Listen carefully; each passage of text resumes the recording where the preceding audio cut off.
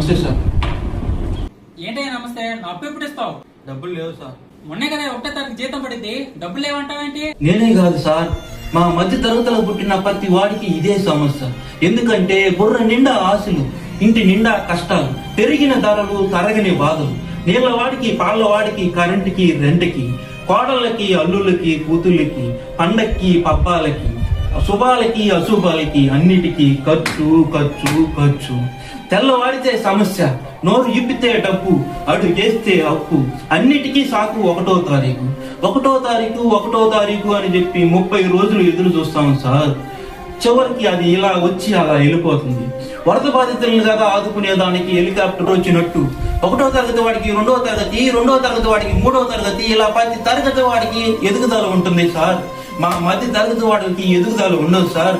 ఎందుకంటే ఒక్కడు రెక్కలు ముక్కలు చేసుకుని కష్టపడి పనిచేస్తూ ఉంటే 10 మంది అడ్డగాడిలా కూర్చొని తినే ఈ దౌర్భాగ్య సాంప్రదాయం మారినంత వరకు మా మధ్య తరగతి వారి గతి ఇంతే ఇంతే. ఒరే ఆపరా, భాగ్యాన్ని బాబట్టి ఏంట్రీ కరోనాకు?